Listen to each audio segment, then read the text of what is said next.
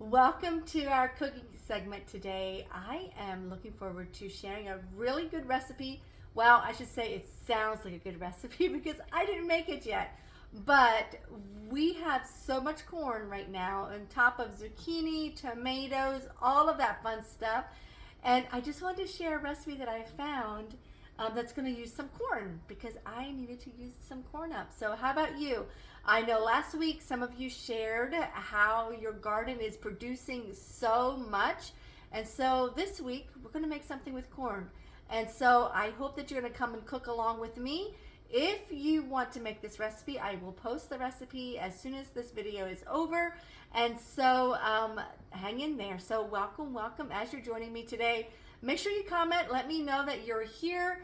I am always looking for ways to make sure that I bring you a video. And so unfortunately today I have to record this because I am doing something else today. And so I am so glad that you are with me. So shall we get started? We're going to make a creamy garlic corn chicken with cheesy polenta. Oh, how many of you love polenta? I love it. So what I got going is I got my milk over here. We're going to bring that to a boil. It's 2 cups of milk. We're going to bring that to a boil. I think so. Let me look here. Yes. 2 cups of water and the milk. Oh, water. I just thought it was milk. 2 cups of milk. I don't see water up in the ingredients, but down in the directions it says water and milk. What? It doesn't have anything to do.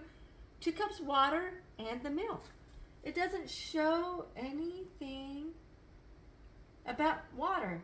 Well, here we go. We're going to try to make it with just milk. I'm guessing it should work. So bring it to a low boil, it says, and then whisk in the polenta, which I have that all measured out here. If you don't know what polenta is, it's some kind of a really, it's almost like grits. It's like a really fine cornmeal. It's not really cornmeal. It's a little bit coarser than that. So anyway, we're going to let this come to almost a boil. And then we're going to add that, and we're going to cook that till it's a good consistency, almost thicker than like a pudding mixture, and it's going to thicken as it sits, okay? So it is starting to boil a little bit, so we're going to whisk this in there. And slowly, it says slowly put it in there, and then whisk it for 5 minutes, I think it says. 3 to 5 minutes. There we go. And so we're just going to whisk this for a little bit just to get that incorporated, get that cooking. And then once we have this thick where we want it, then we're going to add in Parmesan cheese, butter, and some salt and pepper. Sounds pretty easy, doesn't it?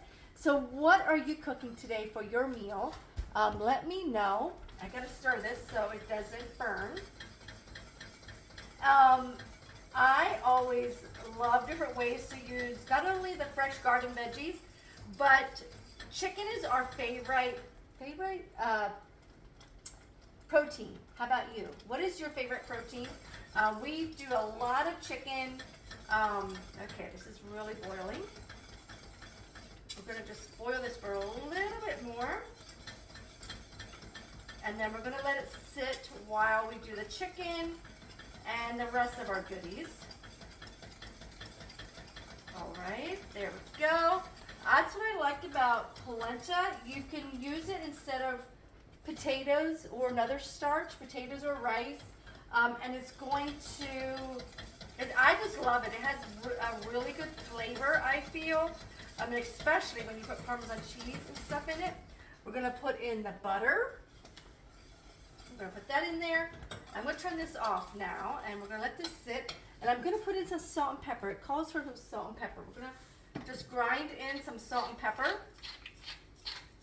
And again, you can put in a little or as much as you want.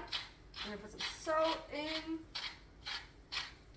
There we go. And I'm just going to let this sit while we cook the rest of our goodies up. And it says to put in 2 tablespoons or half a cup of either Gouda cheese or grated Parmesan.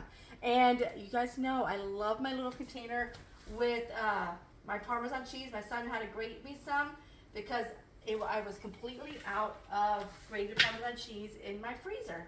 So there we go. We're gonna stir that cheese in there, and then we'll let this kind of sit and get a little stiff. I feel like it's a little thick.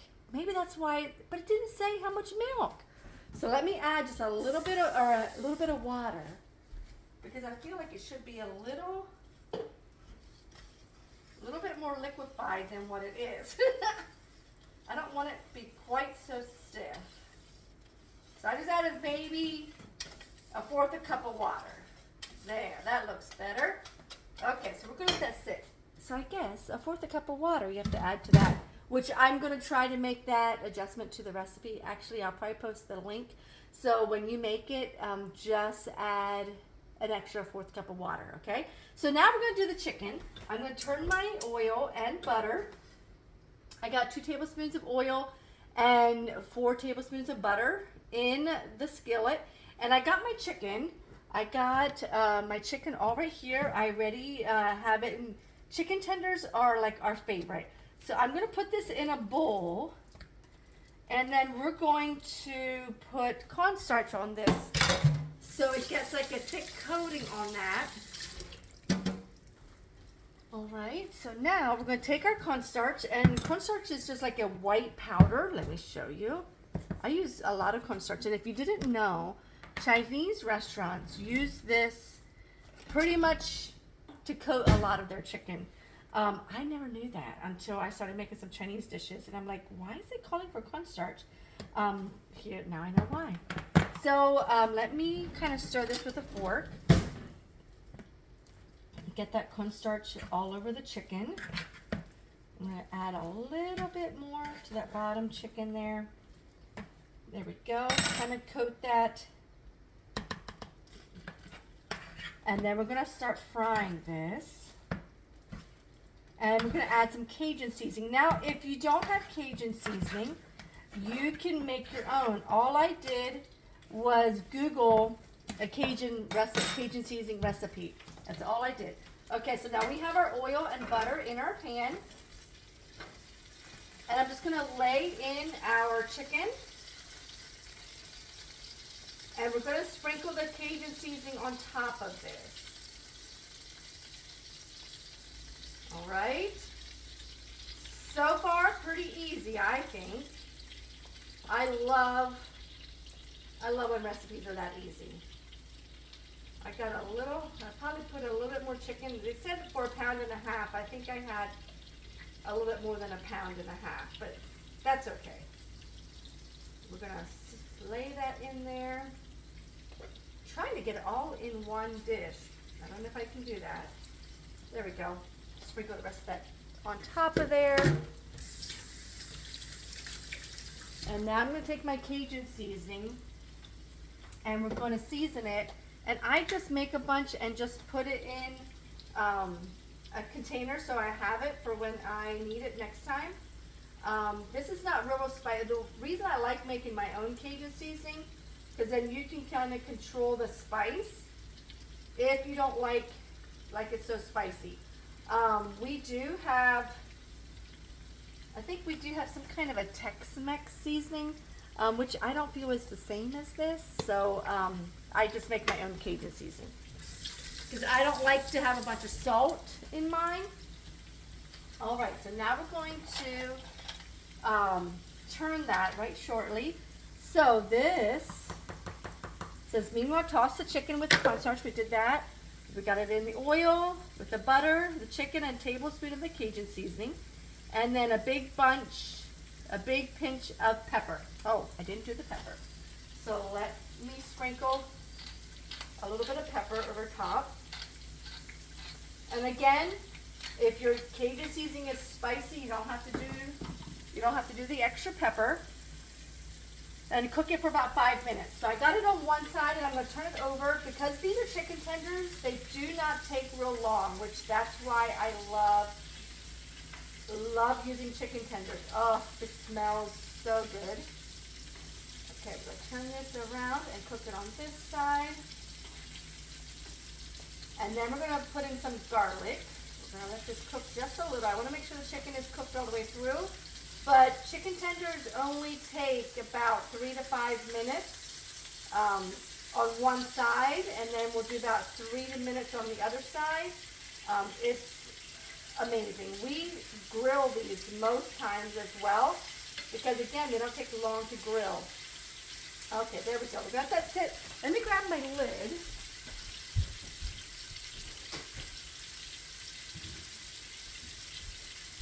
I always think I don't need the lid, but I always have to run for the lid, right? You would think I would learn. So now we're going to do the corn, which I already cut the bunch of corn off. I had some leftover corn from my garden, and it calls for about 2 cups of corn. I don't think this is quite 2 cups, which is okay. That is fine. So we got the corn ready here. We're going to do 3 garlic cloves. I got those right here as well. We're going to put those in as soon as I feel like the chicken is pretty much cooked. We'll put the garlic cloves in there and then cream. Okay, let's look at this. All right. Okay, turn this. She's a little thicker. She's a little bigger than the rest.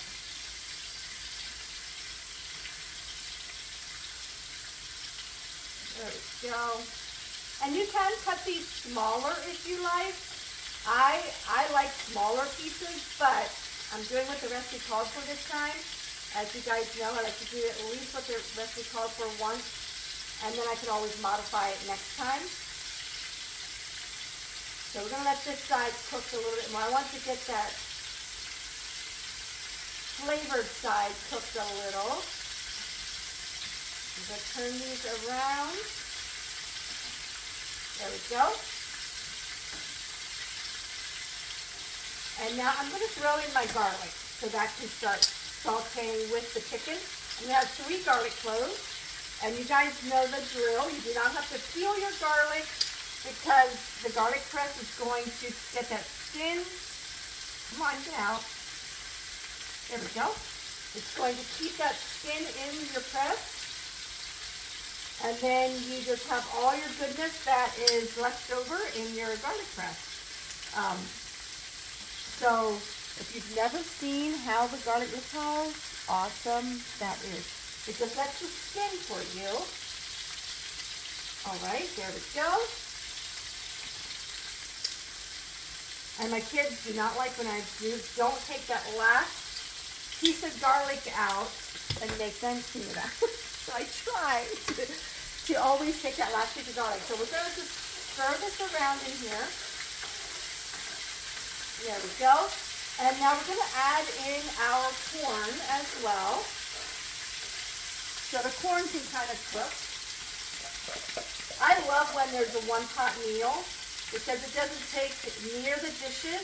Obviously, if your family is bigger, it may take a little bit more than just this skillet. But we have bigger skillets, so you can always do a bigger skillet if you want to do more than one.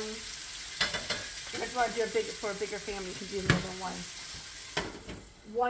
skillet, or you can just get a bigger skillet. Okay, so now we're going to let that on there. We're going to cook that for about 5 minutes until browned. And then we already did the garlic, the corn. It calls for thyme. As you guys know, I don't like thyme. It's one of those seasonings I just rarely use. For some reason, I just don't like it. And then continue to cook it and then pour in the cream, which I'm going to do because I don't want to burn that garlic.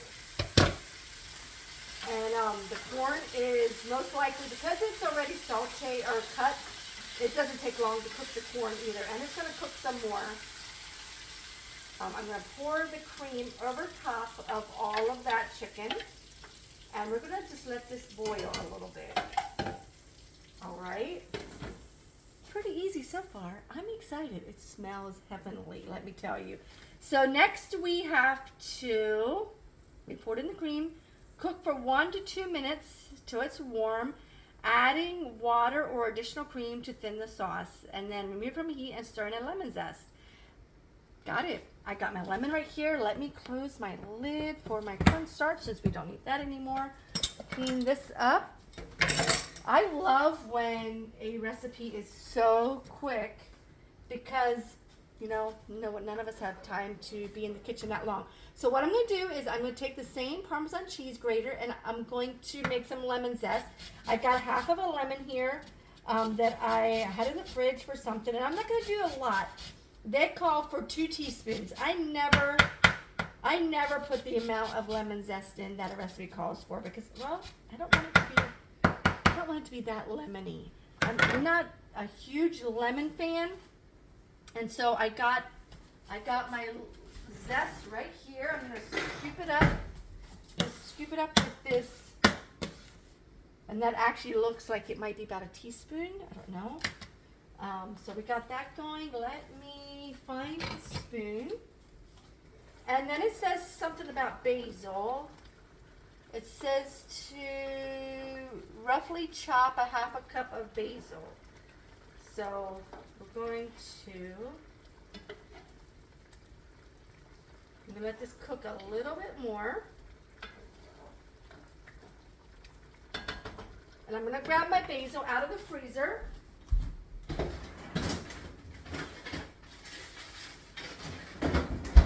Okay, what I love about getting the basil out of the freezer, I can kind of crumble it like this, and I don't have to chop it because it's already refined. I think there's like a stem in here. Let me grab this out. That's one nice thing too as well, so you can take the stem right out. And I just kind of crumble it like this. I would often take a shears or you can do a street chopper, but I'm just going to spoon in. It says a half a cup. Again, I don't really measure. I'm just going to toss in maybe, put this lid over here. I'm going to toss in maybe 2 tablespoons of basil. This is a big chunk of basil here. Let me crumble that up a little bit. There we go. And I'm going to do another tablespoon. I don't like to overpower it. With basil, it calls for a half a cup. I think that's a lot. But again, whoops, you can't even see what I'm doing here. I am so sorry. There we go. So I'm going to put this back in the freezer so this does not thaw.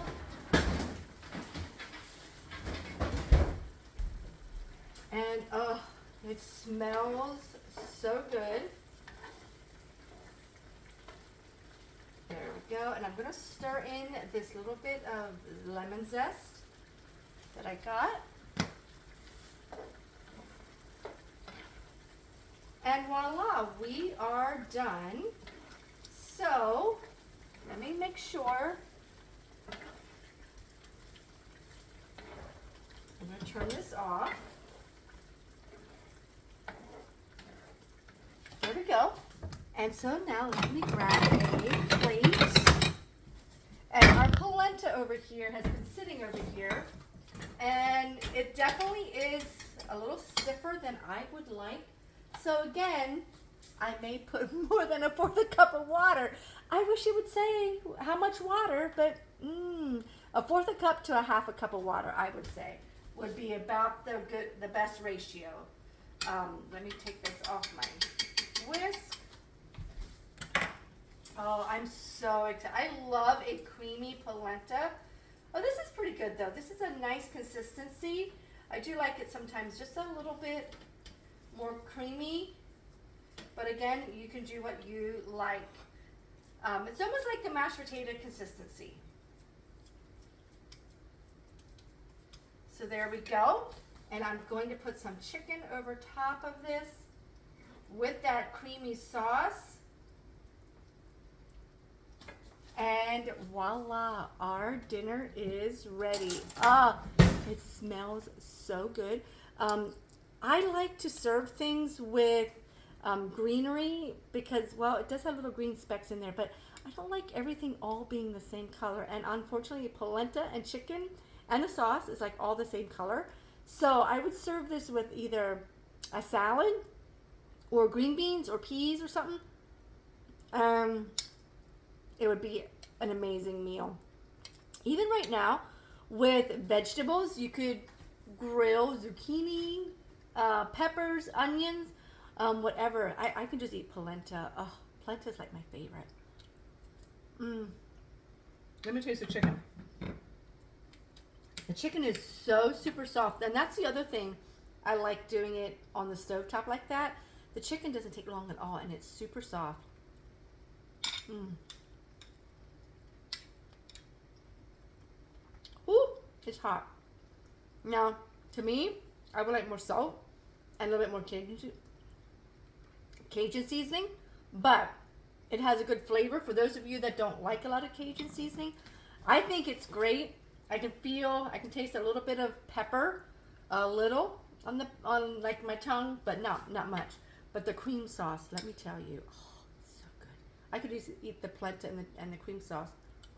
But so there you go. If you have a bunch of corn to use up, now you know what to make with it. So happy cooking, and we will see you back next week. All right? Take care, everybody.